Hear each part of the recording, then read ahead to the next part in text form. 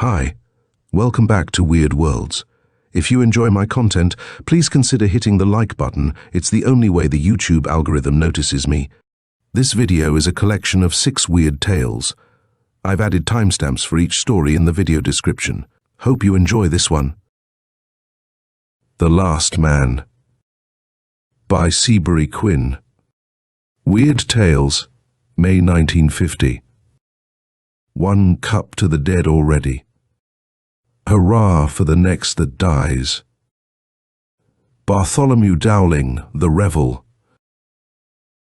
Mycroft paused self-consciously before the little bronze plate marked simply Toussaint above the doorbell of the big brownstone house in East 136th Street. He felt extraordinarily foolish, like a costumed adult at a child's masquerade party, or as if he were about to rise and speak a piece. People, his kind of people, simply didn't do this sort of thing. Then his resolution hardened. "What can I lose?" he muttered cynically and pressed the button. A Negro butler, correct as a St. John's Wood functionary in silver button dress suit and striped waistcoat, answered his ring. Monsieur Toussaint?" asked Mycroft tentatively. "Who is calling?" asked the butler with the merest trace of accent on his words. Mr. Smith, no, Jones," Mycroft replied, and the shadow of a sneer showed at the corners of the young Negro's mouth. "1 minute, if you please," he returned, stepped back into the hall and closed the door. In a moment he was back and held the door open. "This way, if you please," he invited. Mycroft was not quite certain what he would find. What he did find amazed him. Vaguely he had thought the place would reek with incense, possibly be hung with meretricious tapestries and papier-mâché weapons, perhaps display a crystal ball or two against cheap cotton velvet table covers. He was almost awestruck by the somber magnificence of the room into which he was ushered. Deep piled rugs from Hamadan and Samarkand lay on the floor. The furniture was obviously French, dull matte gold wood upholstered in olive green brocade. On the walls were either Renoir and Picasso originals, or imitations good enough to fool a connoisseur. Somewhat incongruously, above the fireplace where logs blazed on polished andirons, hung a square of rather crudely woven cotton stuff bordered in barbaric black and green. On second look, the border proved to be a highly conventionalized but still disturbingly realistic serpent. More in character was the enormous black Persian cat that crouched upon a lustrous Bokhara prayer rug before the fire, paws tucked demurely under it, great plumy tail curled round it, and stared at him with yellow, sulphurous eyes. "Good evening, Mr. Mycroft. You wish to see me?" Mycroft started as if he had been stung by a wasp. He had not heard the speaker enter, and certainly he was not prepared to be greeted by name. At the entrance of the drawing-room stood his host, smiling faintly at his discomfiture. He was a tall man of uncertain age, dressed with a beautiful attention to detail in faultless evening clothes. The studs of his immaculate white shirt were star sapphires, so were his cufflinks. In his lapel showed the red ribbon of the Légion d'honneur, and he was very black, but not comic, not dressed up, not out of character. He wore his English tailored dress clothes as one to the manner born, and there was distinction, almost a nobility about his features that made Mycroft think of the head of an old Roman emperor, or perhaps a statesman of the golden age of the Republic, carved in basalt. He had planned his introduction, humorous and a little patronizing, but as he stared at the other Mycroft felt stage fright. He began, then gulped and stumbled in his speech. I've heard about you. Monsieur Toussaint. Some friends of mine told me." "Yes?" prompted Toussaint as Mycroft's voice frayed out like a pulled woolen thread. "What is it that you want of me?" "I've heard you're able to do remarkable things." Once more he halted, and a look of irritation crossed his host's calm features. "Really, Mr. Mycroft, I've heard that you have power to raise spirits," Mycroft blurted confusedly. "I'm told you can bring spirits of the dead back." Once again he halted, angry with himself for the fear he felt clawing at his throat. "Can it be done? Can you do it?" "Of course," Toussaint replied, quite as if he had been asked if he could furnish musicians for a party. "Whose spirit is it that you want called? When and how did he die?" Mycroft felt on surer ground now. There was no nonsense about this Toussaint, no hint of the charlatan. He was a businessman discussing business. There are several of them, 25 or 6. They died in different ways. You see, they served with me in... "Very well, Mr. Mycroft. Come here night after tomorrow at precisely 10 minutes to 12. Everything will be in readiness, and you must on no account be late. Leave your telephone and address with the butler in case I have to get in touch with you. And the fee? The fee will be $500, payable after the séance if you're satisfied. Otherwise, there will be no charge. Good evening, Mr. Mycroft." The impulse had come to him that evening as he walked across the park from his apartment to his club in East 86th Street. Spring had come to New York delicately as a ballerina dancing sur les ponts. Every tree was veiled in scarves of green chiffon, every park was jeweled with crocus gold. But he had found no comfort in awakening nature, nor any joy in the sweet softness of the air. That morning, as he unfurled his Times in the subway on his way downtown, he had seen the notice of Roy Hardy's death. Roy had been the 26th. He was the last man. More than 50 years ago they had marched down the avenue, eager, bright-faced, colors flying, curbside crowds cheering. Off to Cuba, off to fight for liberty. Remember the Maine? When you hear that bell go ding-a-ling, and we all join in, and sweetly we will sing, my baby. When you hear that bell go ding-a-ling, there'll be a hot time in the old town tonight. The band had blared. He could still hear the echo of Max Schultz's cornet as he triple-tongued the final note. They didn't look too much like soldiers, those ribbon counter clerks and bookkeepers and stock exchange messengers. The supercilious French and British correspondents and observers smiled tolerantly at their efforts to seem military. The Germans laughed outright, and the German-armed, German-trained Spanish veterans disdained them. But after El Caney and San Juan Hill, the tune changed. Astounded and demoralized, the Spaniards surrendered in droves. The foreigners became polite. The Cubans took the valiant Americans to their collective hearts. And no one was more gracious in his hospitality than Don José Rosales y Montalvo, whose house in the Calle O'Brien became an informal headquarters for the officers and non-coms of the company. Don José's table creaked and groaned beneath a load of delicacies, such as those young New Yorkers had never seen or even heard of, and his cellars seemed inexhaustible. Lads who had known only beer, or, in more reckless moments, gin and whiskey, were introduced to Saint Estefa, Johannesburg and Nueces Saint George. Madeira and Majorca flowed like water. Champagne was common as soda pop at home, but more intoxicating than the strongest, headiest vintage in Don José's caves was Doña Juanita Maria, his daughter. She was a rubia, a Spanish blonde, with hair as lustrous as the fine-drawn wires of the gold filigree cross at her throat. Little, tiny, she walked with a sort of lilting, questing eagerness, her every movement graceful as a grain stalk in the wind. Her voice had that sweet, throaty, velvety quality found only in southern countries, and when she played the guitar and sang canciones, the songs were fraught with yearning sadness and passionate longing that made those hearing her catch their breath. Every man jack of them was in love with her, and not a one of them but polished up his Spanish to say, "Yo te amo, Juanita, Juanita, I love you." And there was not a one of them who did not get a sweet, tender refusal, and by way of consolation, a chaste, sisterly kiss on the cheek. The night before their transport sailed, Don José gave a party, a celebration grande. The patio of the house was almost bright as noon with moonlight, and in the narrow Saracenic arches between the pillars of the ambulatory Chinese lanterns, hung, glowing golden yellow in the shadows. A long table clothed with fine Madeira drawnwork and shining silver and crystal was laid in the center of the courtyard. At its center was a great bouquet of red roses.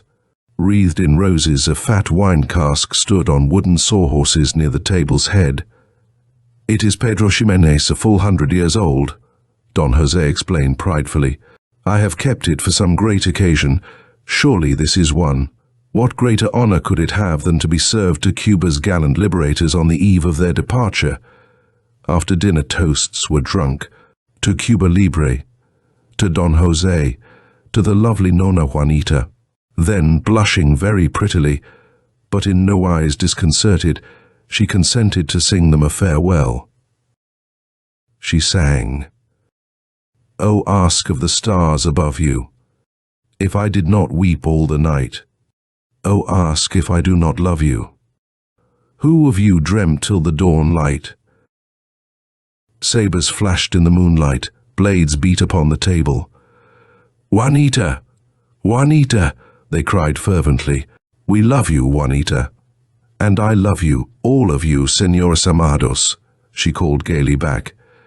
"Each one of you I love so much I could not bear to give my heart to him for fear of hurting all the others. So," her throaty velvet voice was like a caress, "here is what I promise." Her tone sank to a soft, ingratiating pizzicato, and her words were delicately spaced, so that they shone like minted silver as she spoke them. "I shall belong to the last one of you. Surely one of you will outlive all the rest, and to him I shall give my heart, myself, all of me. I swear it." She put both tiny hands against her lips and blew them a collective kiss. And so, because they all were very young and very much in love, and also slightly drunk, they formed the last man Coob. And every year upon the anniversary of that night they met, talked over old times, drank a little more than was good for them, and dispersed to meet again next year. The years slipped by unnoticed as the current of a placid river, and time was good to them. Some of them made names for themselves in finance. The courtrooms echoed to the oratory of others. The First World wax brought rank and glory to Jome. More than one nationally advertised product bore the name of one of their number. But time took his fee also. Each time there were more vacant chairs about the table when they met, and those who remained showed grey at the temples, thickening at the waist, or shining patches of bald scalp. Last year there had been only 3 of them, Mycroft, Rice and Hardy. 2 months ago he and Hardy had acted as pallbearers for Rice. Now Hardy was gone. He hardly knew what made him decide to consult Toussaint. The day before he'd met Dick Pryor at luncheon at the India House, and somehow talk had turned on mediums and spiritism. "I think they're all a lot of fakes," Mycroft had said, but Pryor shook his head in disagreement. "Some of them most probably are, but there are some things hard to explain, Roger. Take this Negro Toussaint. He may be a faker, but what about him? Well, it seems he's a Haitian. There's a legend he's descended from Christophe, the Black Emperor. I wouldn't know about that, or whether what they say about his having been a papaloi, a voodoo priest, you know, has any basis. He's highly educated, graduate of Lima and the Sorbonne and all that." "What's he done?" Mycroft demanded testily. "You say he's done remarkable things." "He has. Remember old man Meeson, Noble Meeson, and the way his first wife made a monkey out of her successor?" Mycroft shook his head. "Not very well. I recall there was a will contest. I'll say there was. Old Meeson got bit by the love bug sometime after 60. Huh, love bug me I. It was that little gold digger Suzanne Langdon. The way she took him away from his wife was nothing less than petty larceny. He didn't last long after he divorced Dorothy and married Suzanne. Old men who marry young wives seldom do. When he finally pegged out, everybody thought he was intestate, and that meant Mrs. Mason No. 2 would take the jackpot. But just as she was all set to rake in the chips, Dorothy came up with a last will and testament. Signed, sealed, published and declared, and unassailable as Gibraltar. Seems the old goof got wise to himself, and what was more to the point, to Suzanne, before he kicked the bucket and made a will that disinherited her, leaving the whole works to Dorothy. They found it in the pocket of an old coat in his shooting cabin out on the island, and found the men who'd witnessed it, a Long Island clam digger and a garage mechanic out at Smithtown. How? Asked Mycroft. Through this fellow Toussaint.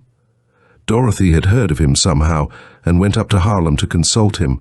She told my Aunt Matilda Mrs. Truxton Sturdivant. You know, all about it. Seems Toussaint called old Mason's spook up, or maybe down, I wouldn't know. And it told them all about the will, gave 'em minute directions where to look for it, and told 'em who and where the witnesses were. He charged her a stiff fee, but he delivered. She's satisfied. Mycroft had dismissed the story from his mind that afternoon, but next day when he read Roy Hardy's death notice it recurred to him. That evening as he walked across the park he reached a decision.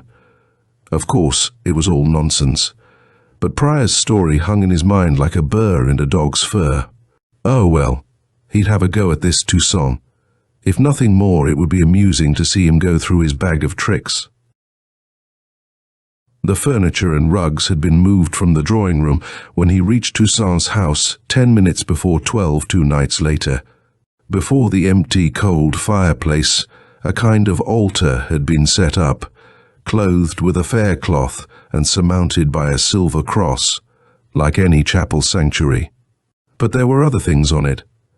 Before the cross there coiled a great black snake, whether stuffed or carved from black wood he could not determine, and each side of the coiling serpent was a gleaming human skull.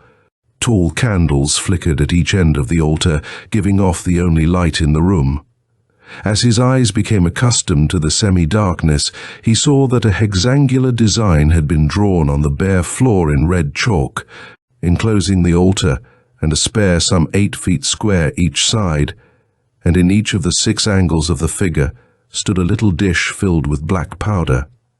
Before the altar, at the very center of the hexagon, was placed a folding chair of the kind used in funeral parlors. Annoyed, he looked about the room for some sign of Toussaint, and as the big clock in the hall struck the first stave of its hour chime, a footstep sounded at the door. Toussaint entered with an attendant at each elbow. All 3 wore cassocks of bright scarlet, and over these were surplices of white linen. In addition, each wore a red, pointed cap like a mitre on his head. "Be seated," Toussaint whispered, pointing to the folding chair before the altar and speaking quickly, as if great haste were necessary. "On no account, no matter what you see or hear, are you to put so much as a finger past the confines of the hexagon. If you do, you are worse than a dead man, you are lost. You understand?" Mycroft nodded, and Toussaint approached the altar with his attendants close beside him. They did not genuflect, merely bowed deeply. Then Toussaint took 2 candles from beneath his surplice, lit them at the tapers burning on the altar, and handed them to his attendants. Fairly running from one point of the hexagon to another, the acolytes set fire to the black powder in the little metal saucers with their candles, then rejoined Toussaint at the altar. The big hall clock had just completed striking 12 as Toussaint called out sharply, "Papa Legba, keeper of the gate, open for us!" Like a congregation making the responses at a litany, the acolytes repeated, "Papa Legba, keeper of the gate, open for us." "Papa Legba, open wide the gate that they may pass," intoned Toussaint, and once again his attendants repeated his invocation. It might have been the rumble of a subway train, or one of those strange, inexplicable noises that the big city knows at night, but Mycroft could have sworn that he heard the rumble of distant thunder.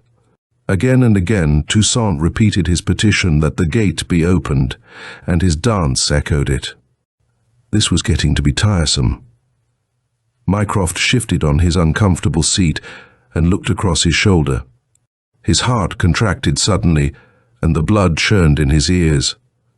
About the chalk-marked hexagon there seemed to cluster in the smoke, cast off by the censers, a rank of dim, indistinct forms, forms not quite human, yet resembling nothing else. They did not move. They did not stir as fog stirs in a breath of wind. They simply hung there, motionless in the still air. "Papa Legba, open wide the gate, that those this man would speak with may come through," shouted Toussaint, and now the silent shadow forms seemed taking on a kind of substance. Mycroft could distinguish features. Willis Dykes, he'd been the top kick, and Freddie Pyle, the shave-tail, Curtis Sackett.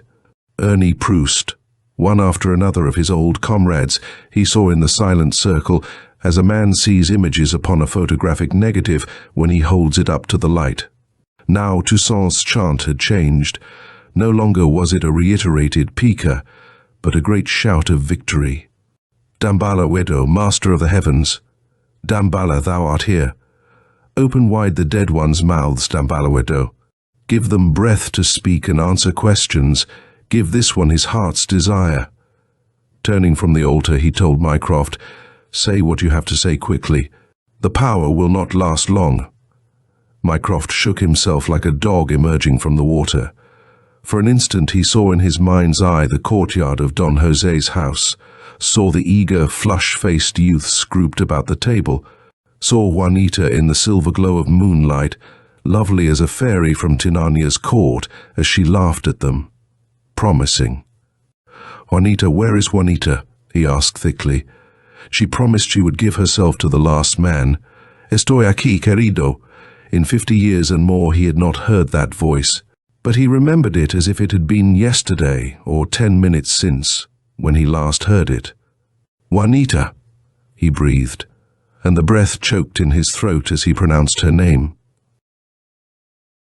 She came toward him quickly, passing through the ranks of misty shades like one who walks through swirling whirls of silvery fog. Both her hands reached toward him in a pretty haste. All in white she was, from the great carved ivory comb in her golden hair to the little white sandals strapped over her silken insteps. Her white mantilla had been drawn across her face coquettishly, but he could see it flutter with the breath of her impatience. "Rodger." She spoke his name with the same hesitation between syllables he remembered so well. "Rodger, querido." "Beloved!" He leaped from the chair, stretched reaching hands to her outstretched gloved fingers, past the boundary of the chalk-drawn hexagon. "Juanita, Juanita, I have waited so long, so long." Her mantilla fell back as his fingers almost touched hers. There was something wrong with her face. This was not the image he had carried in his heart for more than 50 years. Beneath the crown of gleaming golden hair, between the folds of the white lace mantilla, a bare, fleshless skull looked at him. Empty eye-holes stared into his eyes. Lipless teeth grinned at him.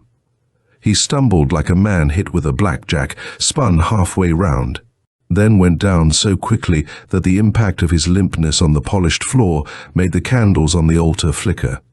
"Maître." One of the attendants plucked Toussaint's white surplice. "Maître, the man is dead." End of The Last Man by Seabury Quinn. On Pell Street by Frank Owen. Weird Tales, July 1940.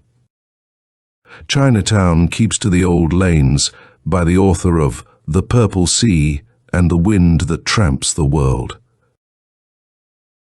Sam Wong was in a particularly morose state that night because his beloved canary, Li Po, named after the most illustrious of Chinese poets, had died that morning.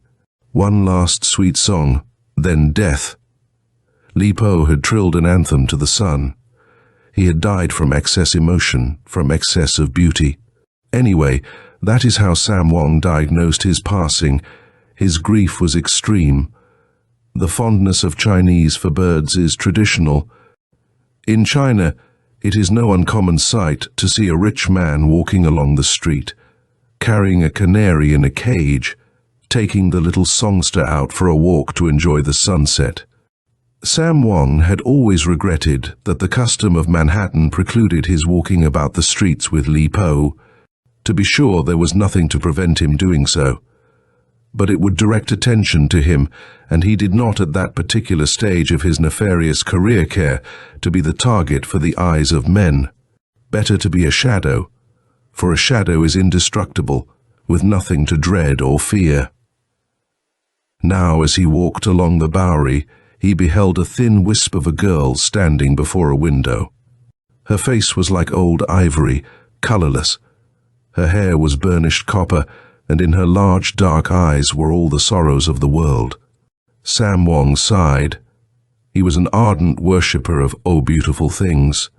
He noticed that her hands were clenched so tightly the nails of the fingers were white. Softly he glided over to her side. "May I be forgiven for addressing you?" he whispered. "I do so at the risk of arousing your wrath. But I am only Sam Wong, a Chinese with much money and yet poor, for tonight I am lonely. Accept my friendship until the moon rises. When one is sad, the moon too weeps. In its sympathy, it is dependable. I wonder if you are hungry." "Very hungry," she admitted. "All my life I've been hungry for something beyond my fingertips." "Perhaps it is hunger of the heart." While they talked, Sam Wong had led the way across the street and around the corner to an Oriental restaurant, the dim lights of which were soothing to the nerves. "What do you wish?" he asked. "Anything will do," she said listlessly. "You are right," he agreed. "All effort is as useless as summer dust." She sighed. "It is so quiet and peaceful." "Don't talk," said he. "Rest. Forget that I am with you. Here is the tea." In Chinese restaurants they do not wait for one to order the liquor that does not intoxicate. He filled a small cup and placed it before her.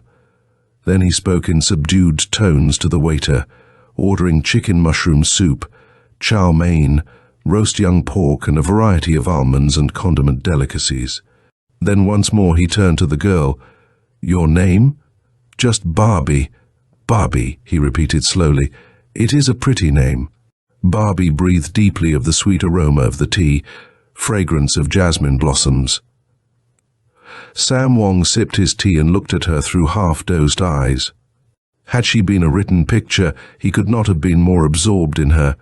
A strangely beautiful girl with a face of ivory pallor, no painted lady, no common girl of the streets. He longed to know her history, but he asked no question. He was infinitely patient, and he waited. Not till the soup had been placed before them did Barbie speak again. Then, after she had tasted it, she said, "Gee, but this is good. I don't know how long it is since I've tasted food. Funny that the body goes on living after the soul is dead." Sam Wong looked up quickly. She had disturbed his tranquility. The bitterness in her tone was astounding. "Not true," he said bluntly. "Your soul is not dead. I see it shining from your eyes, fine and white and beautiful. The past doesn't matter. It is a sim gone down. But of the present, I wish to speak. The hours that have not happened belong to you. Tell me, where will you sleep tonight? Does it matter?" "To me, infinitely. Why?" "I am a lover of jewels and jade. I am swayed by perfect sonnets. Although I was born in San Francisco and have never been in China, the Yellow River flows through my blood. I have fallen under the spell of your eyes, the spell of their dark, brooding mystery. There is far too little beauty in this world for any of it to be destroyed, and you are beautiful." She closed her eyes and struggled to choke back a sob. Last night she had belonged to Bat Matson. The night before, an unknown man had beaten her in a 3rd Avenue hall bedroom. "I am homeless," she murmured. "I will take you back with me to my house," he said. "My rooms are nearby on Pell Street. The flat is large and fairly comfortable, large enough so I need not get in your way. There no one will disturb you, for I discourage visitors. In Chinatown I am a man of mystery. It is right, therefore, that I should shelter a girl of mystery. Be assured that I am actuated by honorable motives." Sam Wong is but a humble merchant, a merchant who deals in beauty, a merchant of dreams. How then can I stand idly by while beauty is destroyed? All right, she said wearily. I will trust you, and why not? I have trusted everybody else, and I have nowhere to go. The meal was finished in silence. Thanks to the gentle care of Sam Wong, she ate heartily. Her young body yearned for food, and now she could scarcely keep her eyes open. Sam Wong paid the check. He led the way from the restaurant. As they turned into Chinatown, he held her arm lightly. Through the narrow, twisting, adventurous streets they walked, streets about which more fabulous tales have been written than any other section of New York, perhaps of all the world. Few of them are true. The most interesting and sinister have never been written. Colorful stores displaying a vast variety of gewgaws, knick-knacks, ivories, jades and raw fish. Joss houses, the Chinese theater. A Catholic priest walking slowly along, apparently lost in thought, no one bothering them, no one paying the least attention to their doings, and yet Barbie felt as though countless eyes were following them, watching their every move. Strange smells, strange sounds, laughter, weird music, a child crying. Chinatown, a vast rug wafted on the winds from the Orient to be cast down in the heart of the city, one of the most congested spots in all New York and one of the cleanest. No littered, dirty streets, no piles of filth, not much dust. Immaculate cleanliness, as though great brooms in the hands of genii had swept it clean. Sam Wong led the way up 2 flights of winding stairs in a building on Pell Street.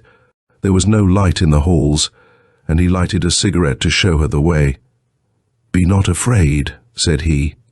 "The halls are in darkness, because I believe that he who must walk through narrow places should be protected by shadows."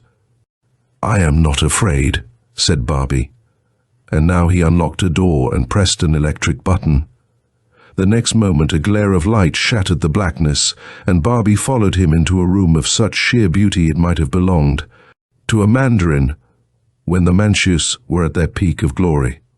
Here was wealth inestimable, rich carpets and tapestries, priceless porcelains, teakwood tables and finely carved cabinets in one of which reposed 100 species of jewels, some rough, uncut, some that glowed eerily in the lantern light. Here were comfortable chairs, embroidered screens, written pictures, carved statues in jade, nephrite, agate, and carnelian. "The apartment has sundry rooms," said Sam Wong. "Consider yourself mistress of it. I sleep in a small room in the front. I suggest that you make your personal apartment in the rooms at the back." Barbie slipped into a chair. She knew that Sam Wong was trustworthy. He had no designs upon her person. To meet such a man was somewhat of a novelty. Impulsively she turned to him. "I cannot understand," she said, "why you should be interested in my welfare. Have I not told you? It is my belief that no beautiful thing should be allowed to perish. One of Earth's extreme tragedies is that flowers ever must fade. So much time is devoted to an effort to banish crime from the world, when to purge the world of sin it would only be necessary to banish ugliness. When I beheld you, I was entranced. Even the stars must tremble to behold you. If flowers can know jealousy, they must be stirred when you pass. Then, too, for years I have had a canary. His name was Li Po. He was a sweet singer. He sang paeans to the dawn. He died as he had lived, worshipping beauty. And I was very lonesome when Li Po was gone. Something precious had been snatched from my life. In extreme melancholia, I walked along the Bowery. Then my eyes beheld you. Beauty had been snatched from my life in the vanished songs of Li Po. Now beauty had come back again with the approach of an ivory girl. I am your slave for as long as you choose to share my dwelling. When you are gone, my life will be eternally devastated. I make no effort to hold you. You are free, though I hope for a while at least you will remain to make up to me for the loss of my little comrade. You are perhaps unacquainted with grief, if so you cannot appreciate my anguish." She placed her hand upon his arm. "I had a baby," she said. "A few weeks ago my boy died and nobody cared. Had you who worship beauty been near my room that night on 3rd Avenue, he might be still alive. After all, perhaps it is better. How could he succeed with everything against him? I know how you must grieve over Li Po." The days flowed along like poetry, never distinct, never quite real, stuff of dreams, dust of moonrise, breath of roses. Nothing beautiful is ever real.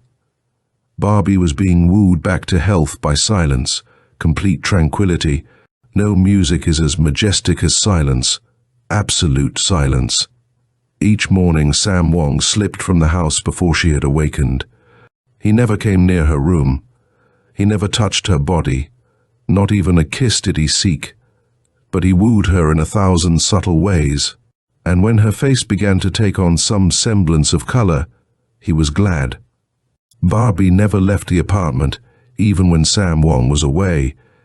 She was afraid of the streets, the filthy, noisy streets and the evil faces of men. Sam Wong brought her beautiful garments fit for a Manchu princess. She always wore them in the rooms, saving her single dress for such time as it would be necessary for her to return to the streets. During those days she slept much, without trepidation, without fear. She never locked the door of her room. She had faith in Sam Wong. He was a genial philosopher. He never tried to force his favors upon her. One may bow down in worship before a goddess, but one should not presume beyond obeisance. Perhaps Sam Wong was foolish in his attitude. Certainly he was not a moralist, for his stock in trade destroyed the souls of men. They never went out to dinner. All meals were sent in from nearby restaurants. Every conceivable luxury graced their table. Barbie was glad Sam Wong never urged her to appear upon the streets with him, although she was surprised that he did not. How was she to know that 100 men constantly waited an opportunity to kill him? The police, too, were constantly on his trail. His increasing influence was resented in high places. The streets were not conducive to health. It was not his wish to parade his ivory girl in the face of danger. Better to keep her hidden away from baleful eyes. At times he read Chinese love poems to her that thrilled her immeasurably. He chanted the verses in a softly modulated voice. It was a new, strange country to Barbie. She closed her eyes and listened. She scarcely breathed, so intent she was. It was restful. It soothed her nerves. Sometimes for hours they sat thus as Sam Wong read to her from his countless volumes of Far Eastern lore. One night he entered the apartment breathlessly as though he had run a long distance. His usual calm mien was ruffled. His hands worked nervously. "Quick, follow me," he cried hoarsely. "There is not a moment to lose." He opened a secret door in a wall panel, disclosing a black passageway. Into this he crept and dragged Barbie after him. The panel swung shut again, leaving them in impenetrable blackness. "Be not afraid, ivory girl," he murmured. "But enemies are pursuing me, and if we fell into their hands, the consequences might be dreadful. I was a fool to subject you to disaster, but you will be quite safe if you follow my instructions." While he had been speaking, they had been creeping up a winding stair. Presently they emerged on the rooftops. It was strange to be slinking along like shadows under the pale moon's glare. The sounds of the street drifted to their ears, laughter, harsh noises, the wail of a motor siren, the bark of a dog. Sam Wong sped from roof to roof. Nimbly Barbie ran along beside him. At last they darted into a doorway. "Go down these stairs," he said, "and you will be free. Get away from Chinatown as soon as you can. I haven't a moment to loiter. Perhaps someday we will meet again, and I can recite more lyrics to you." The next moment he was gone. It was almost as though he had vanished into the air. It was an eerie night, weird and creepy. The moon caused the chimneys to stand out in grotesque silhouette. A train on the 3rd Avenue L went grinding by. And now she imagined she could make out the forms of figures creeping along the rooftops. They were after Sam Wong. They were after her too, because they imagined she was his mistress. In terror, she turned and sped down the stairs. The halls were dimly lighted. They too seemed to be seething with wraiths and shadows. Once a malevolent face loomed up before her, and 2 gnarled bony hands clutched at her like talons. But she evaded them and continued down the stairs. She breathed a sigh of relief as she reached the street. But even now she dreaded to look behind her. Hurriedly crossing the street, she turned neither to right nor left, and so it was that she did not notice the large beer truck that was bearing down upon her. As she went down, the truckman clamped on the brakes and a woman screamed. But Barbie felt no pain. She even smiled, for miraculously Sam Wong was bending over her. "Come, Ivory Girl," he said gently. "We will go back to my rooms where we can find quietude."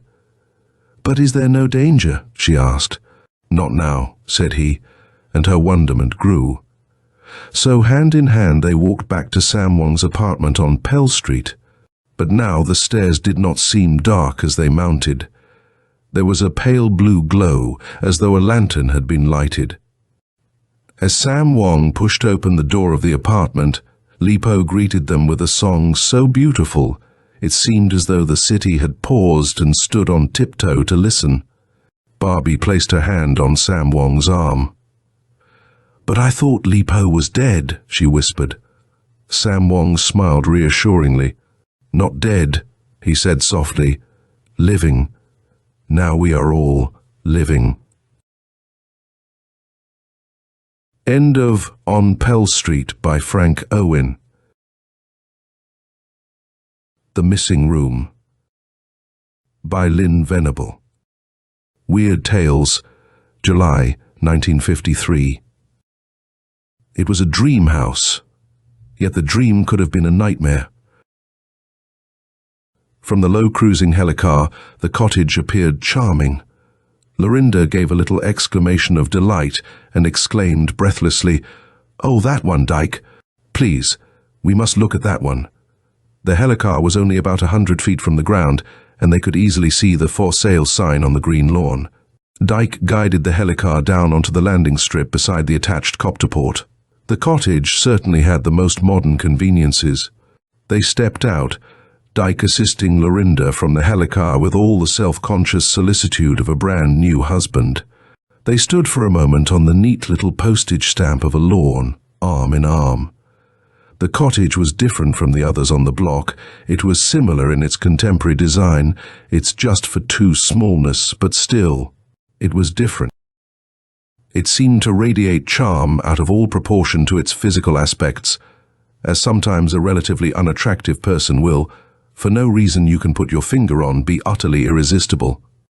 "I wonder if it's open," asked Lorinda. "There's one way to find out," answered Dyke. After a token rap on the door, he twisted the knob. The door opened quietly inward. "Oh, Dyke, should we?" The young man made a deprecatory gesture. "It says for sale, doesn't it? It was probably left open especially for the purpose of prospective buyers going through. Now, do you want to go in or not?" Lorinda was torn between her tremendous attraction to the house and an innate desire to do things exactly as they should be done. "Oh, I do want to go in, but there's no one here. Don't you think we should go and make an appointment with the agent first?" Dyke sighed with impatience. "Look, it's almost dark now. Too late to fly all the way back to town and back again with the agent. This is the second afternoon this week I've had to leave work early to go house hunting with you. Travis gave me a dirty look when I left today, and I can't get off again. Now, let's go through this place, and then if we like it, we can call the agency in the morning and get the details. Okay?" With a little frown between her eyes, Lorinda followed Dyke into the house. There was a hidden closet, indistinguishable from the pretty pastel wall. Freve was behind its locked door. He'd been sending a message to his superior in the big ship that hurtled unseen in her slow orbit around Earth. Freve regrets that no specimens have been taken as yet. There were 2 groups today, both unsuitable. The first was a mated couple but too old for bearing young. The second was a pair of females, the second being the young of the first. I turned on the repulsor beam for both groups. They never stepped over the threshold, but left immediately with negative mind plants. They will not choose to return. It is approaching dusk. I fear that my hunt has been a failure. I may as well cut off the attractor beam and prepare for... Wait, specimens have just come in, 2 of them, I think. Yes, a young mated pair. I must break connection now, this demands all my attention. Lorinda brought her hands together in a gesture of utter fascination. Her eyes wandered from the little open fireplace to the wide-set casement windows. Oh, lovely, Dyke, lovely. Let's see the rest of it. The kitchen was a dream. Row on row of glistening white metal cabinets lined the walls. Everything was the answer to a housewife's dream. Lorinda suddenly realized that Dyke was not beside her. "Dyke, where are you?" she called. His voice came from another room. "I was just looking for the—" "Well, come here," she interrupted. "I want you to see the kitchen." "What did you say you were looking for?" "The bathroom. I can't seem to find it. I don't think there is one." "Silly. There must be one. If this is one of your jokes." Lorinda followed Dyke's voice, opening doors as she went. Closet, bedroom, closet, closet, bedroom. She didn't see the closet without a doorknob, the one that was indistinguishable from the pretty pastel wall, the one with Freve in it. Finally, after they had tried all the doors, they stood looking at each other in a kind of amused perplexity. Lorinda burst out laughing. "How could they, Dyke? Oh, how could they forget thee? And it's such a darling house." Dyke grinned, a little embarrassed. "Oh, you know how they slap these houses together nowadays, mass production and all that. Well, we might as well leave." Lorinda pouted. "But Dyke, it was such a treasure of a house." Freve realized that there had been a change in the attitude of his specimens. He felt their desire for the house wane, even though he turned up the attractor beam to its highest potential. Something was wrong. They were preparing to leave. No time now to contemplate on what he had done wrong, what detail he had overlooked. Something was wrong with the house, and the specimens were leaving. He hadn't wanted to frighten them, but emergency action was the only alternative now. The specimens had to be taken today, if at all. The big ship had almost exhausted its fuel reserve, fruitlessly circling Earth. It was now or never. Freve pressed the necessary studs. There was the sound of things closing, doors slamming, windows shutting down tight. "Dyke!" squealed Lorinda. Dyke ran for the front door as it slammed in his face. He pushed at it, fumbling with the latch. Nothing happened. He ran through the house to the rear door, locked tight, the same with the windows. Then Lorinda screamed. The house was vibrating, the floor beneath them pulsating rhythmically. The vibrations grew stronger, and louder, and stronger, and lewder. "What is it, Dyke?" shrieked Lorinda. "What's happening?" Freve was sending again, preparing for blast-off with 2 specimens. No time to dismantle exterior of house. "We'll have to blast through, maybe disabled on arrival. Prepare for crash landing." Dyke hammered at the glass of the windows. They refused to break. They weren't glass. The vibrations were almost unbearable now, like the tremendous surge of trembling power in an airliner the second before takeoff, magnified 1,000-fold. Lorinda slumped to the floor in a faint. Dyke ran into the kitchen, if only he could find something to. Somehow, he gathered the strength to rip the door of one of the metal kitchen cabinets from its hinges. Using the door as a battering ram, he ran toward the window with all his strength. There was a jarring impact as the metal smashed into the glass. It buckled outward, but did not break. Dyke staggered back, shaken. Again and again he battered tire metal door against the window. The metal curled and bent under the beating. The window gave and gave, and finally broke, not shattering like glass, but merely being penetrated, like tough plastic. He worked frantically, using the door now to ream a larger hole into the window. Finally it was large enough so that he could ease Lorinda's unconscious form through the opening. She came to as she hit the ground outside with a jarring bump, and she was able to groggily help Dyke himself through the opening. They ran for tire helicar, hand-hand, the still woozy Lorinda and the exhausted Dyke, dragging each other, stumbling, supporting each other, gasping for breath. They collapsed into the familiar bucket seats of the helicar, and Dyke gave it full throttle. They did not look back. Freve was angry and discouraged. Not only had 2 fine specimens escaped, they had damaged the skin of the boat. He cut the engines disconsolately. It would take half the night to repair the damage and prepare for blast-off. He would also now have to dispose of the framework of the house, bury each nail and board. If he'd gotten the specimens, he could have taken off right through the flimsy structure, leaving the wreckage, but now, no specimens. The big ship would have to come back, someday when more funds were voted by the directors of the Galactic Zoo and Museum Endowment Board. Oh well, he was just a hunter. Those problems were really not his concern. After all, he had done his best. Tricky creatures, these Solians 3.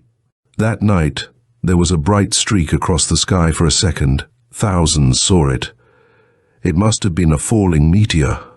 The strange thing was that it appeared to be ascending, but then, the night sky plays funny tricks on the eyes. Dyke and Lorinda, back in their tiny apartment, did not talk for a long time. For a while they tried to act as though nothing had happened. Finally Dyke blurted out, "Well, those sudden earth tremors are a lot more frightening than they are serious. There must be an earth fault directly under the house. Just a bunch of rock settling, that's all." "But Dyke, the doors, the windows, stuck, that's all. Just stuck. If he'd gotten the specimen, the Templar got them out of alignment and they slammed shut and stuck." His mind dwelled uncomfortably on those desperate moments when he had battered glass with metal and the glass had refused to break. But then, they were always coming out with new plastics and things, weren't they? Lorinda drew a long drag on her cigarette with a hand that still trembled slightly.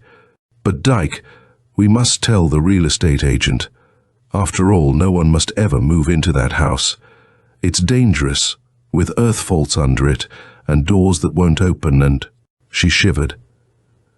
"Okay, honey. In the morning we'll fly by and tell the agent, if it'll make you feel better." The agent slowly flipped the pages of the black notebook in which he kept his listings.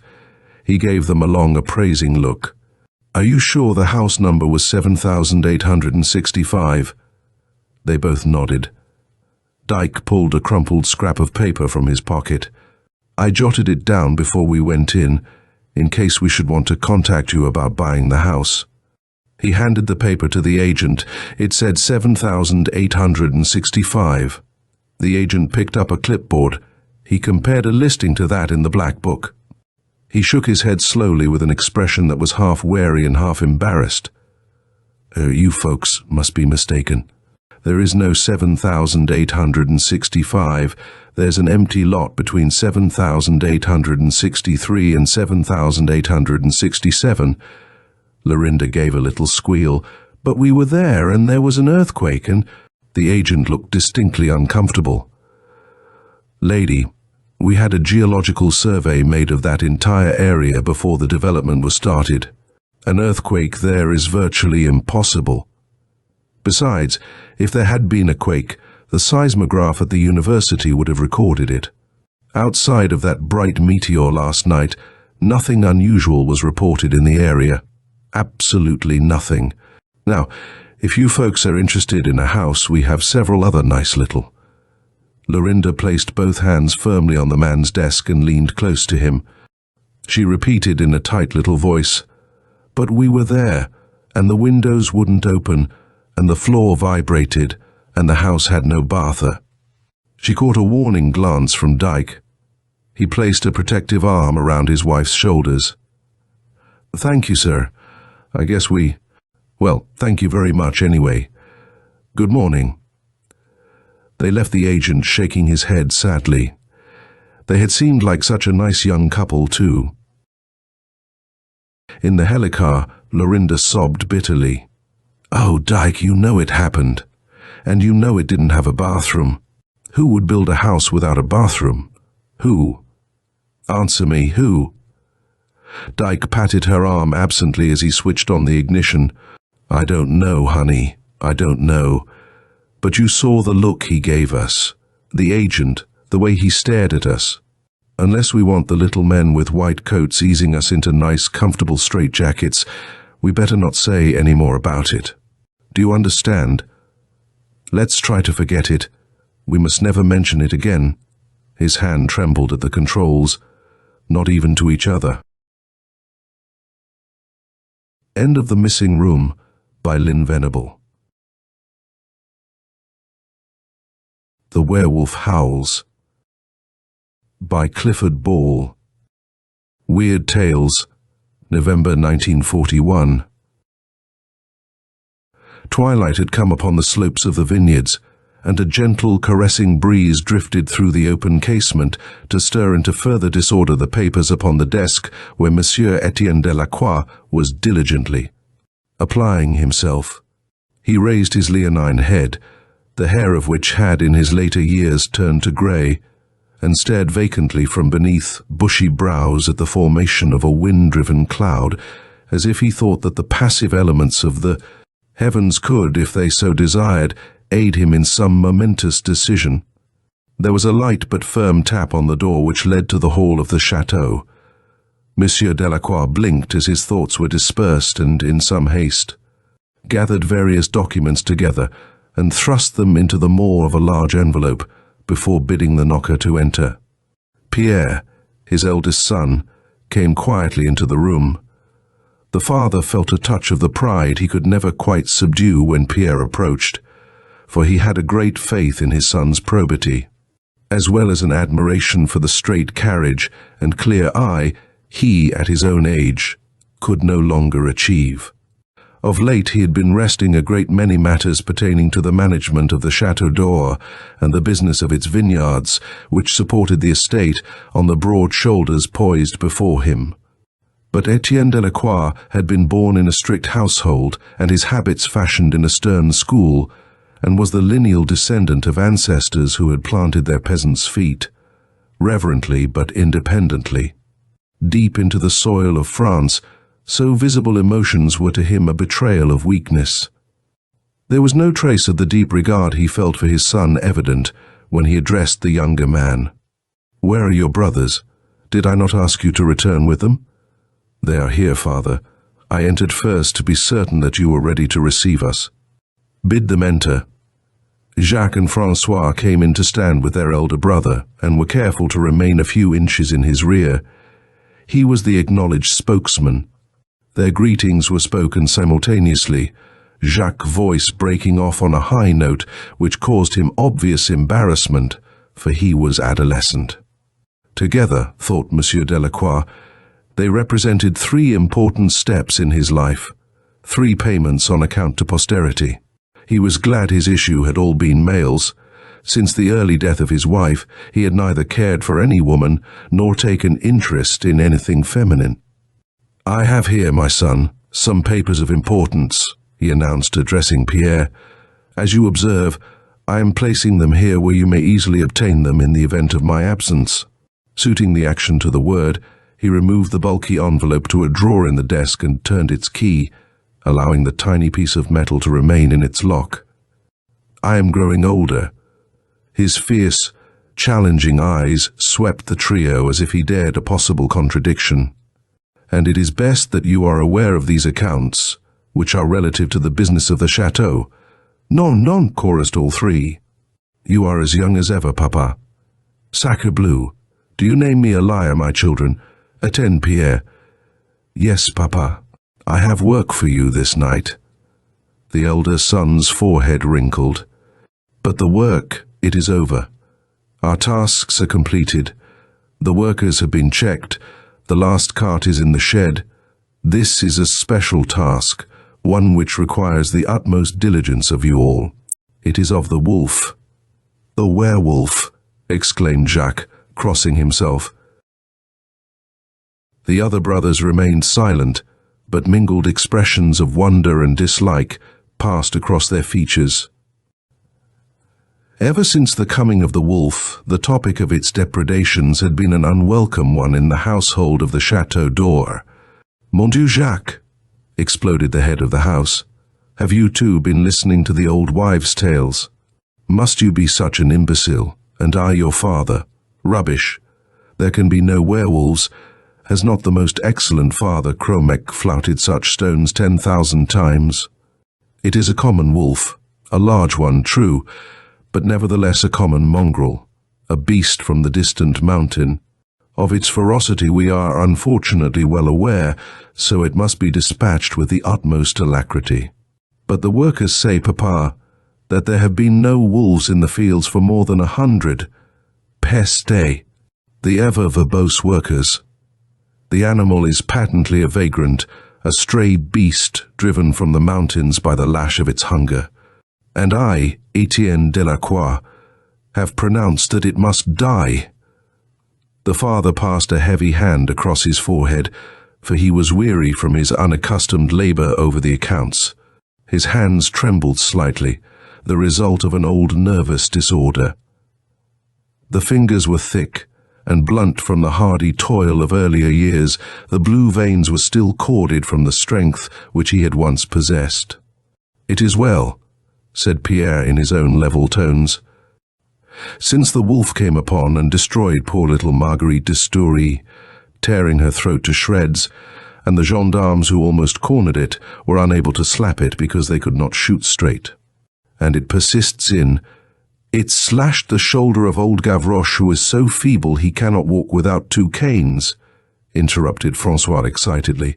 "Ravaging our ewes," concluded the single-minded Pierre, who was not to be sidetracked once he had chosen his way, whether in speech or action.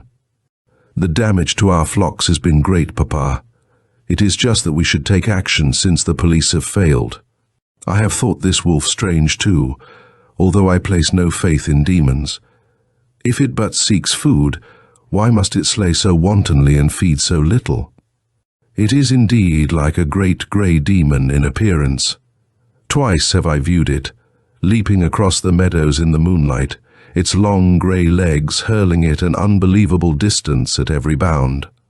And Marie Polidor, of the kitchens, found its tracks only yesterday at the very gates of the chateau.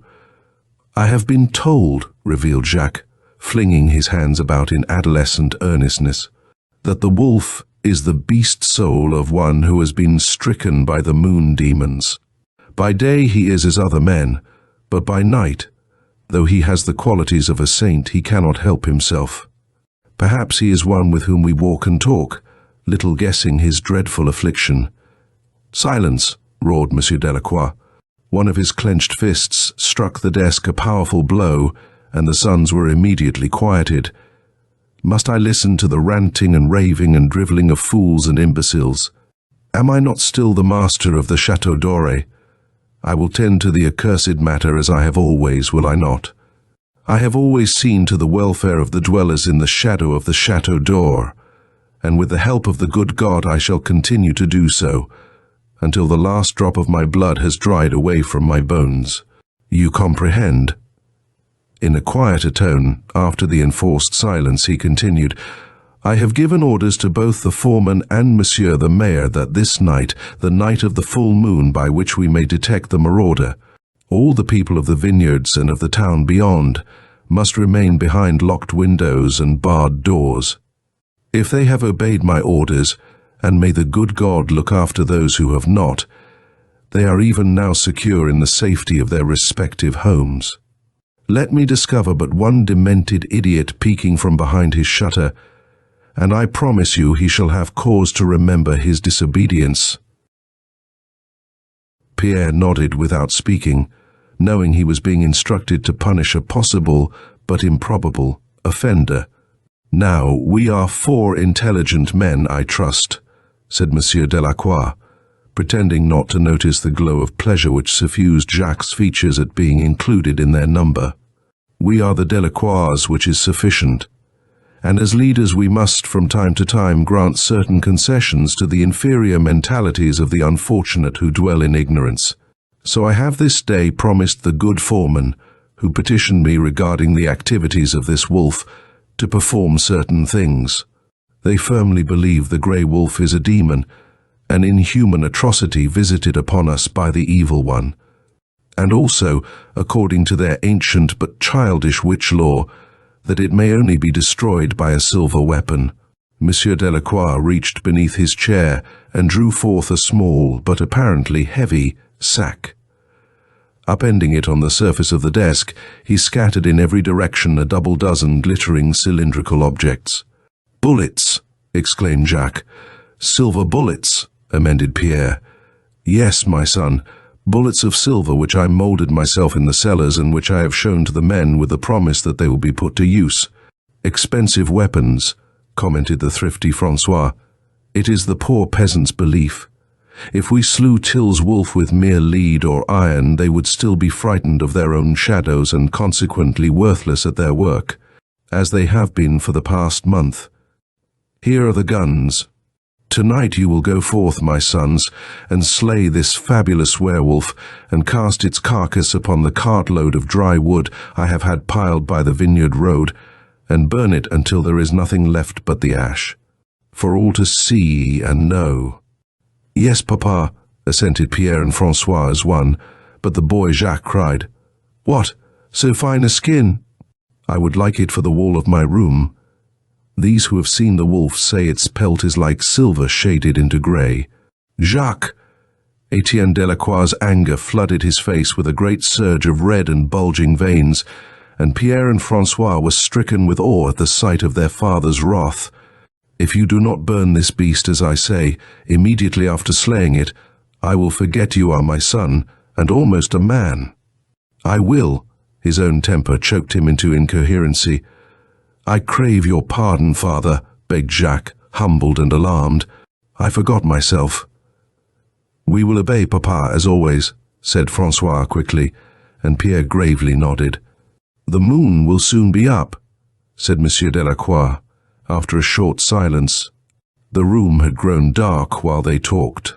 Receiving a wordless signal from his father, Pierre struck a match and lit the blackened lamp on the desk. With the startling transition, as light leaped forth to dispel the murky shadows of the room, Pierre came near to exclaiming aloud at sight of the haggard lines in his father's face. For the first time in his life he realized that what his parent had said earlier in the evening about aging was not spoken jocularly, not the repeated jest Monsieur Delacroix had always allowed himself, but the truth. His father was old. "You had better go," said Etienne Delacroix, as his keen eyes caught the fleeting expression on his son's face. His fingers drummed a muffled tattoo upon the fine edge of his desk, the only sign of his nervous condition that he could not entirely control. "Monsieur the Mayor's opinion is that the wolf is stronger when the moon is full, but it is mine that tonight it will be easier to discover." The three turned to the door, but as they reached the threshold, Monsieur Delacroix beckoned to the eldest. "An instant, Pierre. I speak to you alone." The young man closed the door on his brothers' backs and returned to the desk, his steady eyes directed at his father. Monsieur Delacroix, for the moment, seemed to have forgotten what he intended to say. His head was bowed on his chest, and the long locks of his ashen hair had fallen forward over his brow. Suddenly he sat erect, as if it took an immense effort of his will to perform the simple action, and again Pierre was startled to perceive the emotions which twisted his father's features. It was the first time he had ever seen tenderness there, or beheld love in the eyes he had sometimes, in secret, thought a little cruel. "Have you a pocket crucifix, my son?" "In my room. Take it with you tonight, and you will stay close to Jacques, will you not? His voice was hoarse with unaccustomed anxiety. "He is young, confident, and careless. I would not wish to endanger your good mother's last child." Pierre was amazed. It had been 15 years since he had last heard his father mention his mother. "You have been a good son, Pierre. Obey me now. Do not let the three of you separate, for I hear this beast is a savage one, and unafraid even of armed men. Take care of yourself and see to your brothers. Will you remain in the chateau for safety, Papa? You are not armed." "I am armed by my faith in the good God and the walls of Chateau d'Or. When you have lit the fire under the wolf's body, I will be there." He lowered the leonine head once more, and Pierre, not without another curious look, departed. For a long while Monsieur Delacroix sat immobile, his elbows resting on the padded arras of the chair, the palms of his hands pressing into his cheeks. Then he abruptly arose, and approaching the open casement, drew the curtains wide. Outside, the long rolling slopes fell away toward a dim horizon already blanketed by the dragons of night, whose tiny flickering eyes were winking into view one by one in the dark void above. Hurrying cloudlets scurried in little groups across the sky. Lamps were being lit in the jumble of cottages that were the abodes of Monsieur Delacroix's workmen, but at the moment the sky was illuminated better than the earth, for the gathering darkness seemed to ding like an animate thing to the fields and meadows, and stretch ebony claws across the ribbon of the roadway. It was time for the moon to rise. Monsieur Delacroix turned away from the casement, and with swift, certain steps went to the door, opening it. The hall was still, but from the direction of the dining room there came a clatter of dishes as the servants cleared the table. Quickly, with an unusual alacrity for a man of his years, he silently traversed the floor of the huge hall and passed through its outer portals. A narrow gravel lane led him along the side of the chateau until he reached the building's extreme corner, where he abandoned it to strike off across the closely clipped sward in the direction of a small clump of beech trees. The night was warm and peaceful, with no threat of rain. A teasing zephyr tugged at the thick locks on his uncovered head. From somewhere near his feet came the chirp of a cricket. In the grove it was darker until he came to its center, wending through and past the entangled thickets like one who had traveled the same path many times, and found the small glade that opened beneath the stars. Here there was more light again, but no breeze at all. In the center of the glade was an oblong, grassy mound, and at one end of it a white stone, and on the stone the name of his wife. Monsieur Delacroix stood for an instant beside the grave with lowered head, and then he sank to his knees and began to pray. In the east, the sky began to brighten, as though some torch-bearing giant drew near, walking with great strides beyond the edge of the earth. The stars struggled feebly against the superior illumination, but their strength diminished as a narrow band of encroaching yellow fire appeared on the rim of the world. With its arrival, the low monotone of prayer was checked, to continue afterward with what seemed to be some difficulty. Monsieur Delacroix's throat was choked, either with grief for the unchangeable past or an indefinable apprehension for the inevitable future. His breath came in struggling gasps, and tiny beads of perspiration formed on his face and hands. His prayers became mumbled, jerky utterances, holding no recognizable phrases of speech. Whispers, and they ceased altogether. A small dark cloud danced across a far-off mountain-top, slid furtively over the border of the land, and for a minute erased the yellow gleam from the horizon. Then, as if in terror, shaken by its own temerity, it fled frantically into oblivion, and the great golden platter of the full moon issued from behind the darkness it had left to deluge the landscape with a ceaseless shower of elusive atoms, tiny motes that danced the pathways of space. Monsieur Delacroix gave a low cry like a child in pain. His agonized eyes were fixed on the backs of his two hands as he held them pressed against the dew-dampened sward. His fingers had begun to stiffen and curl at their tips. He could see the long, coarse hairs sprouting from the pores of his flesh. As he had many times within the past month since the night he had fallen asleep by the grave of his wife, and slept throughout the night under the baleful beams of the moon. He flung back his head, whimpering because of the terrible pressure he could feel upon his skull, and its shape appeared to alter, so that it seemed curiously elongated. His eyes were bloodshot, and as they sank into their sockets, his lips began to twitch over the fangs in his mouth. The three brothers, crouching nervously in the shadows of the vineyards, started violently. Jacques, the younger, almost lost his grasp on the gun with the silver bullets which his father had given him.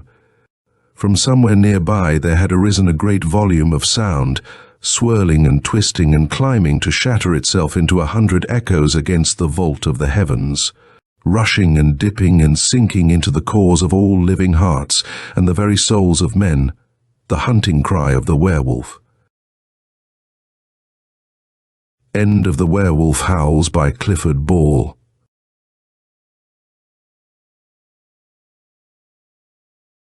The Mirror by Charles King.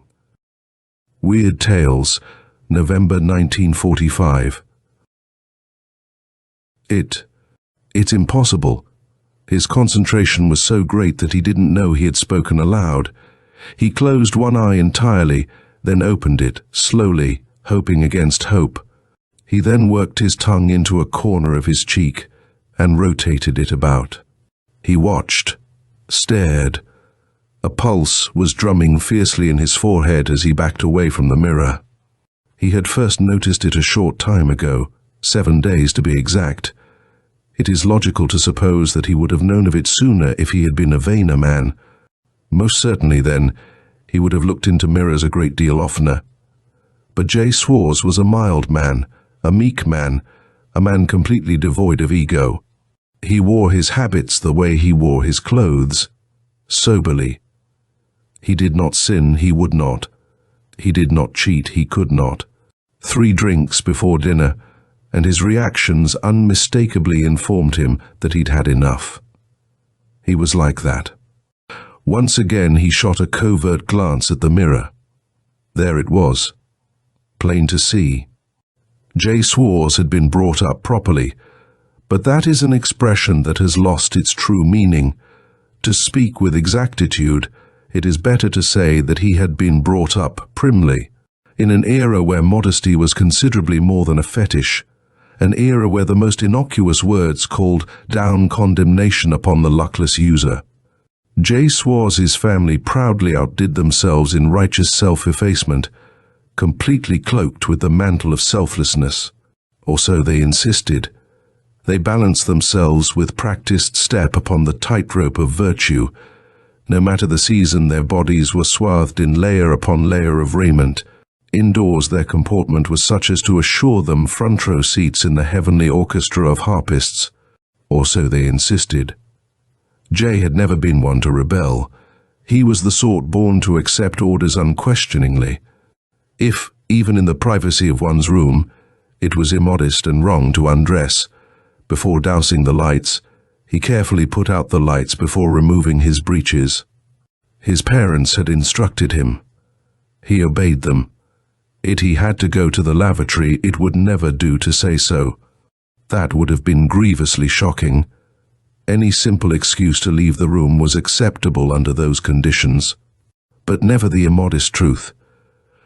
But all these bugaboos paled before the one strict, immutable rule that pervaded the Swartz household. Serving the interests of virtue, one might do everything in one's power, and then fail. How? By looking, smiling at, daring to admire one's reflected form in a mirror.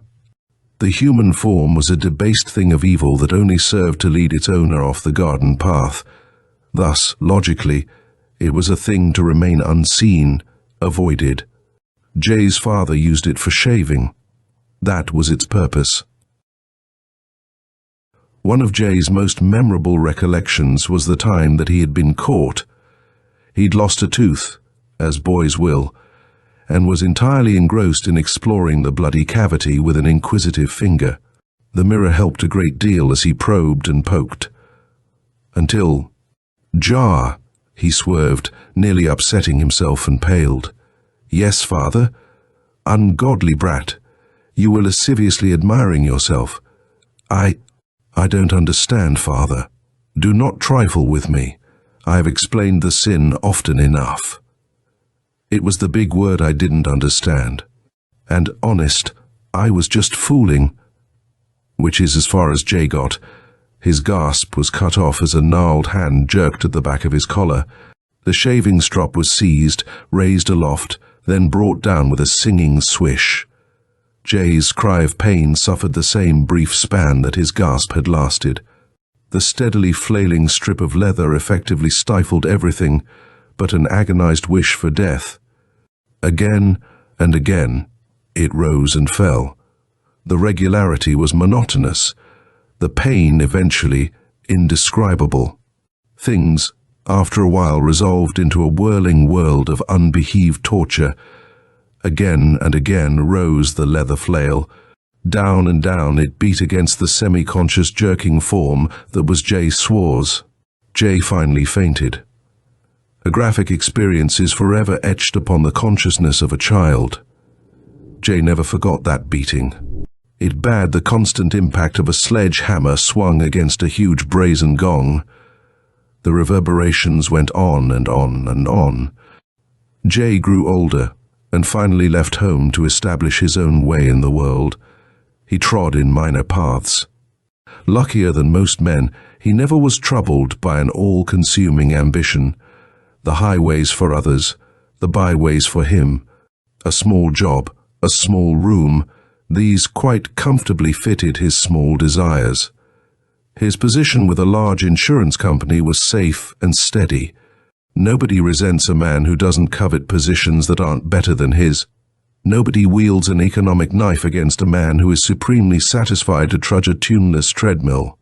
He was accepted with the same careless complacence that is usually associated with a slightly worn piece of office furniture, and he was considered very much as devoid of personality or hidden depth. But they would have been surprised. He did have a secret. Jay Swartz was still afraid of mirrors. Psychologically conditioned by the ultra-stern conditions of his youth, his fear never diminished. To the contrary, it fed upon itself and grew constantly. Morbidly. A man incapable of making living enemies, he found himself in the anomalous position of having an inanimate foe. He used mirrors as sparingly as was humanly possible. Brushing his teeth and washing his face were easy. No ordeal there. But shaving was a shuddering time of terror that had to be agonized through every morning. And now. It's impossible. But it was possible. It was there, plain to see, plain to see. Even as his eyes clung to the mirror and his mouth was drawn thin with horror, his reflection was laughing at him. His hand stole to his face. His reflected hand didn't. There were new lines in his face, but his mirrored face was full and untroubled. His eyelids twitched uncontrollably, but not so in the likeness that was flung back at him. Horribly, silently, the face in the mirror kept laughing and laughing. It had been a week ago that he had first noticed. A week ago that his reflection had rebelled. A week ago that his mirrored personality had begun defying him. It might have begun sooner, he hadn't noticed. Until one morning it had winked obscenely at him, and ever since.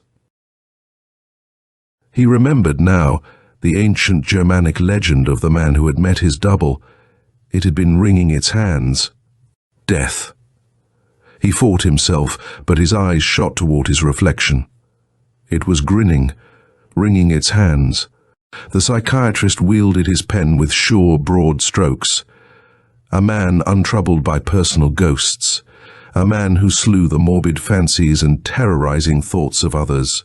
He scratched a last notation, his lips forming the inaudible words. Psychosis. Autosuggestion. Jay squirmed forward in his chair as the psychiatrist leaned back and studied him. Does Does it mean I am crazy? The other's full, rich, carefully practiced tones fell upon Jay Swartz like a protective benediction. No, absolutely not.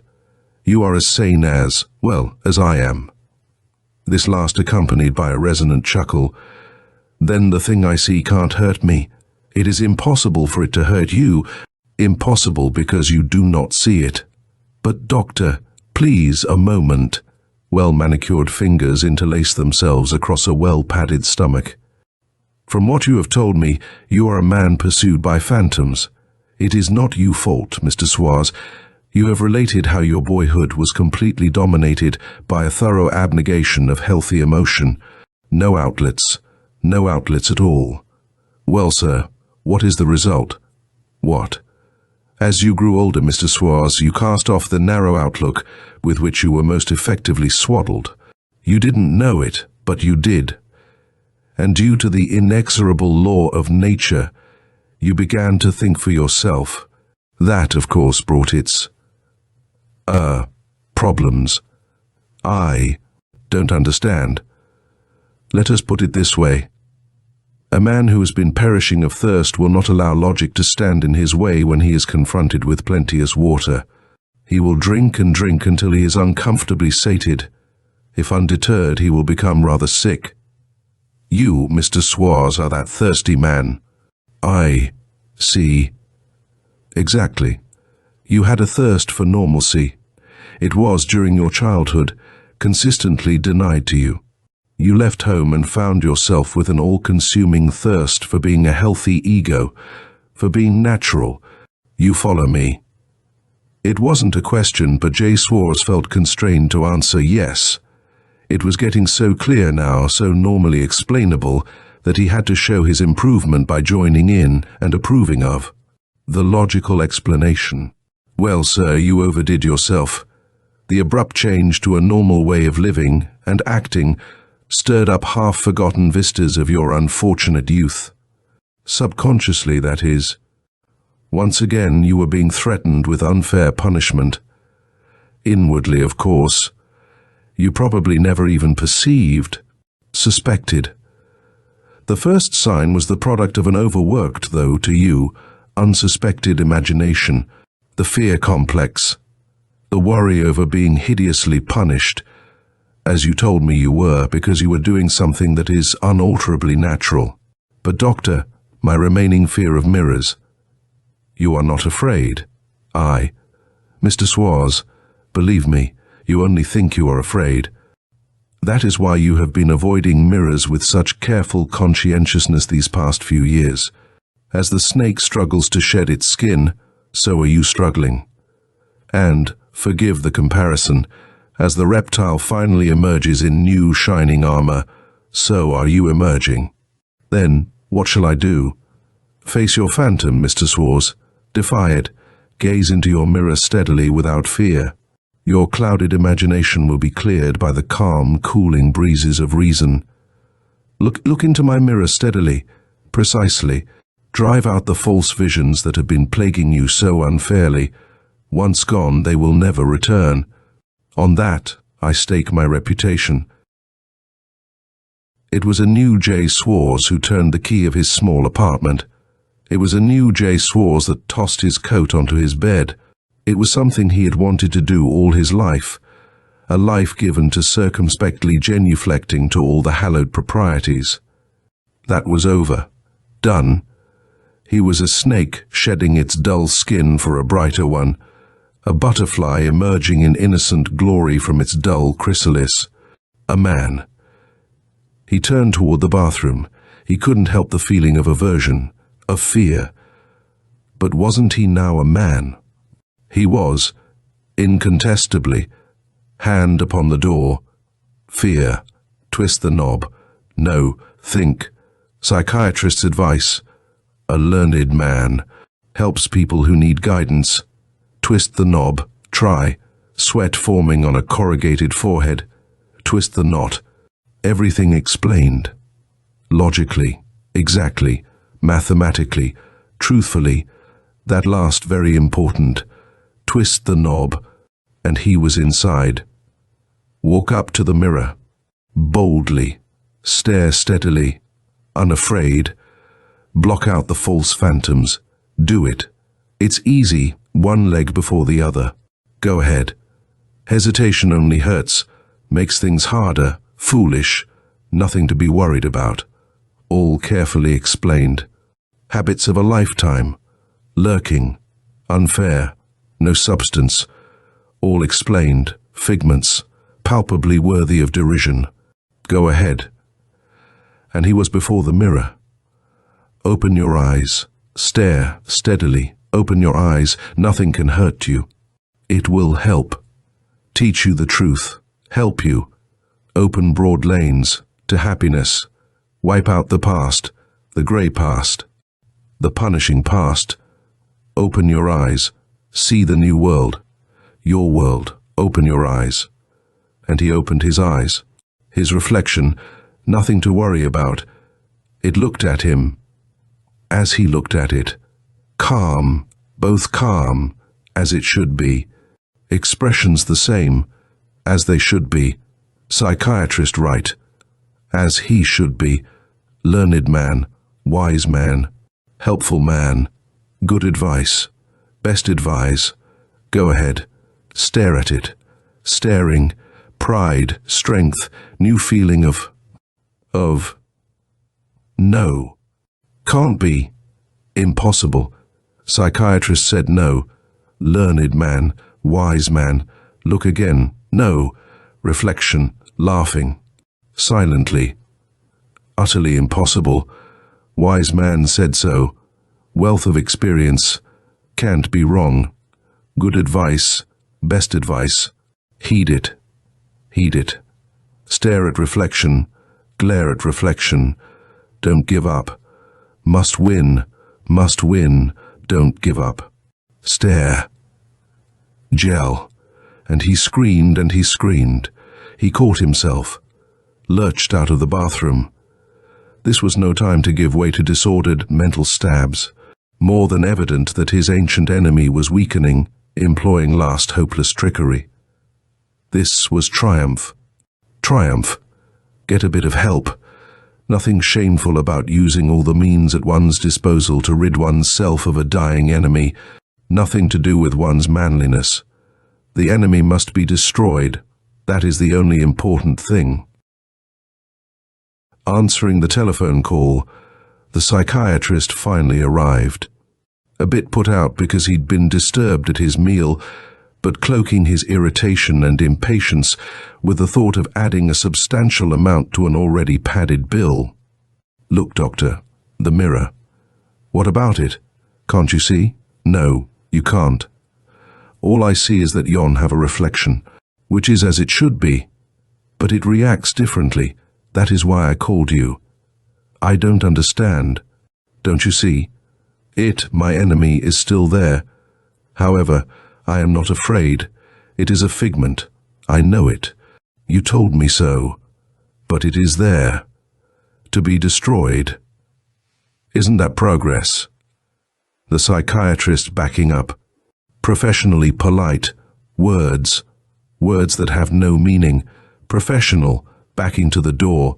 Understanding. Understanding. I'm sorry I troubled you, sir. It was nothing. Nothing at all. Quite all right, Mr. Swartz. Just take my advice. Don't be afraid. Don't be afraid. And he was gone. Failure, the psychiatrist had lied. Evident. He had seen it too. Wouldn't admit it.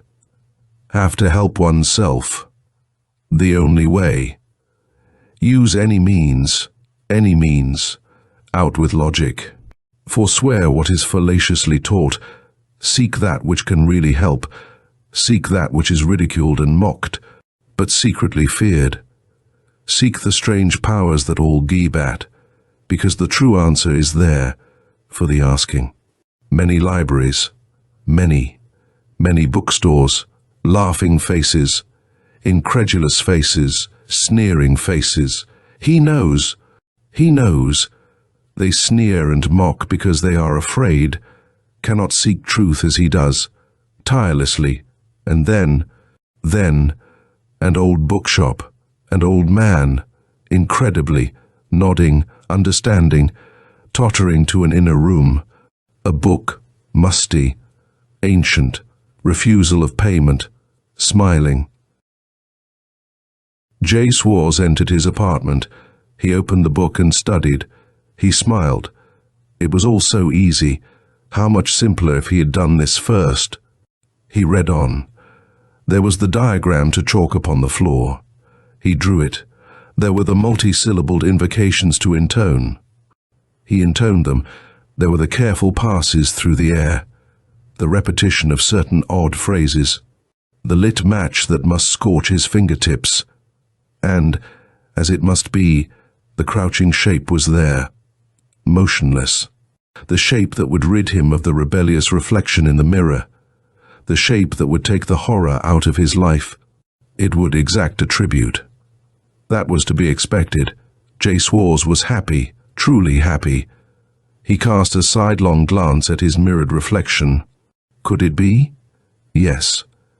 It was already losing its shape, becoming tenuous, transparent, wearing a look that Jay knew was one of helpless pleading, no time for mercy, too many years of subjugation, destroy, without conscience destroy.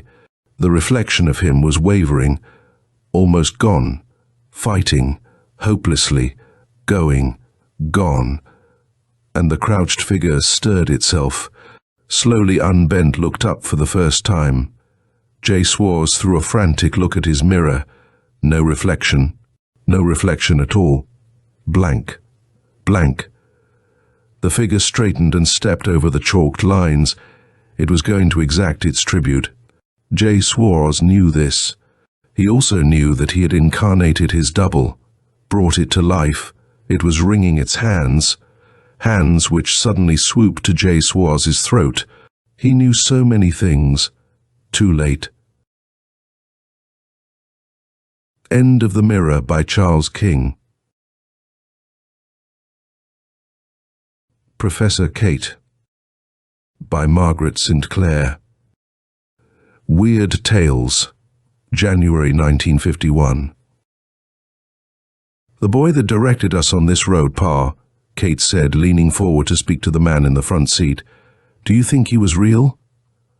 John Bender Sr. turned and regarded her. What do you mean by that, Cater? He asked sternly. He had to raise his voice to be heard over the rumble of the wagon wheels. Kate's fingers moved nervously over the bosom of her shirtwaist. Why that? That he might be one of them we left in the orchard back on the farm. This road ain't like a road that goes anywhere. Her father's lean face grew dark with anger. Stop talk, Cater. Stop your mouth. Ya, stop it, daughter, Mrs. Bender said. And his house had become spacious, luxurious and friendly. Truly he had no need for a catty of gold, but it lured him nonetheless. He would be enormously rich, he reasoned. So, at last he accepted the offer of the mandarin. But now his wife emerged from the house. She held the little boy by the hand, and he was chattering as usual as he skipped along beside her. They passed Lin Wong without noticing him, and paid no heed whatever to the mighty Mandarin Lim.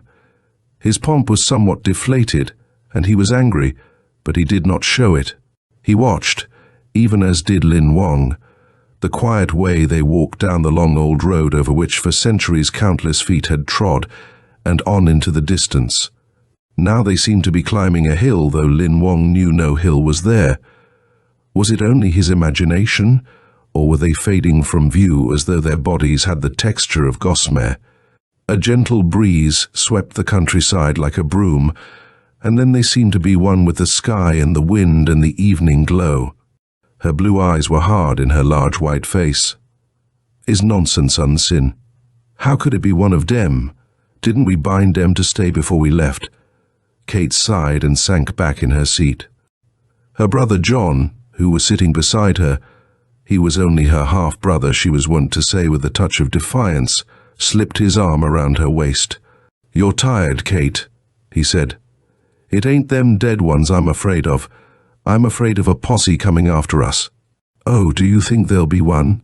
Kate answered vaguely. Once more her hands were moving on her dress. "Dead sure. Colonel York suspicioned us about his brother. They traced him as far as our farm." "He didn't come back for the séance, though," Kate replied.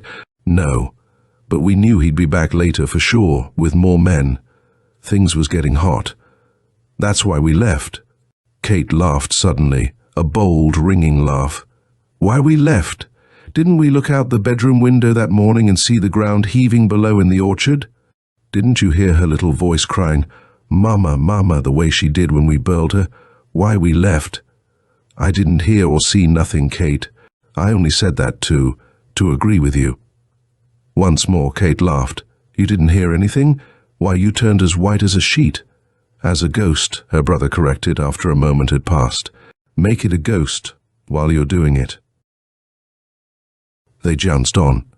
Bender, hunched over the reins, clucked now and then at the team. Once John said out of a long silence, "This here ain't much of a road for a fact." Kate looked at him sideways without saying anything. The sun began to sink. The air, which had been warm with spring earlier in the day, grew colder. A light breeze ruffled the long grass of the prairie. Kate, shivering, let John embrace her without resistance.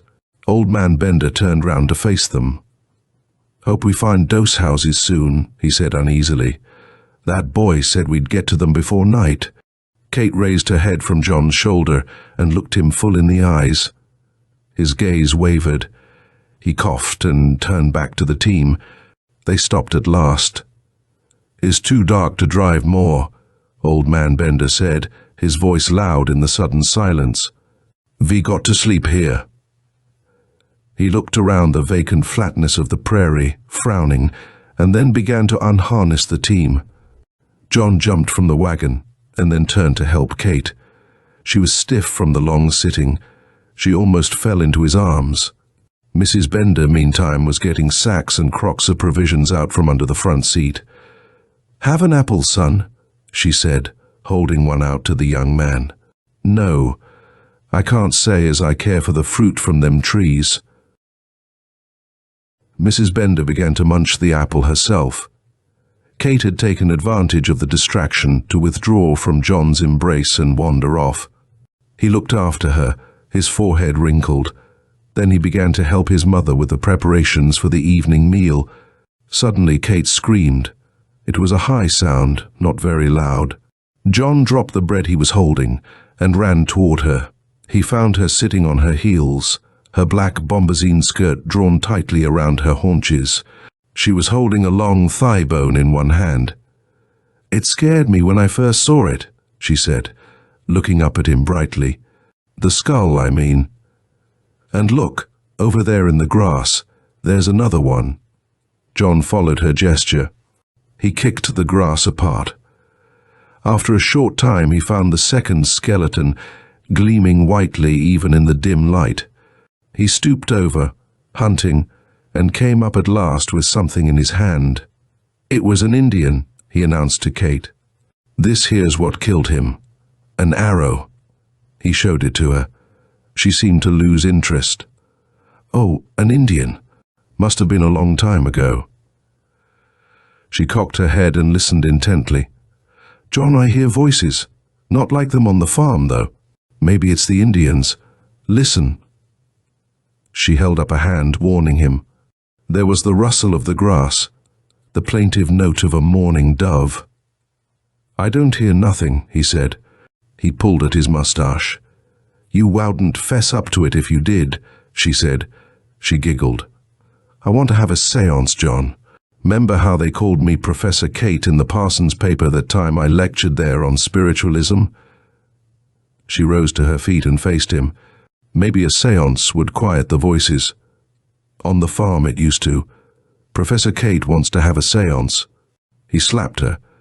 His hand left a red mark on her face, but she made no sign of having felt it. "Stop it, Kate. You want to drive all of us crazy? Why stir them up? And anyhow, it ain't nothing. We'll sleep in the wagon tonight and tomorrow start early. It's only 2 Indians. Ain't you used to dead people?" He took her by the hand and led her back to the wagon. Sighing, she stumbled after him.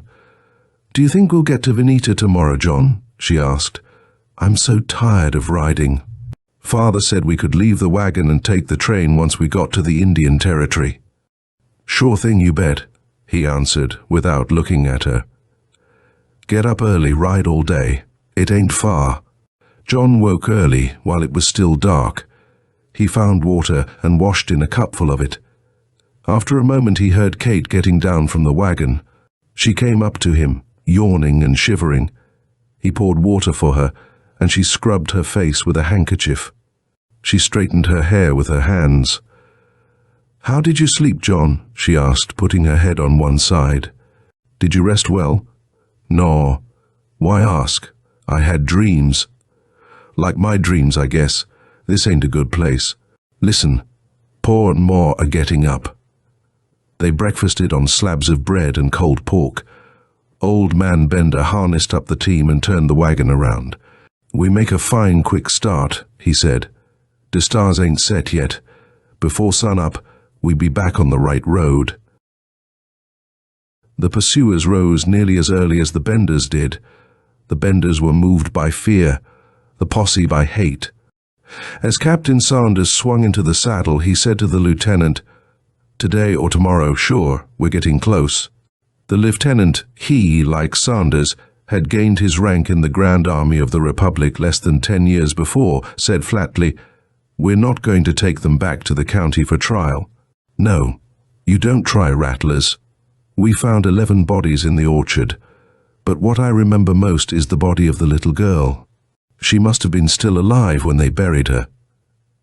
The sun rose. The day wore on.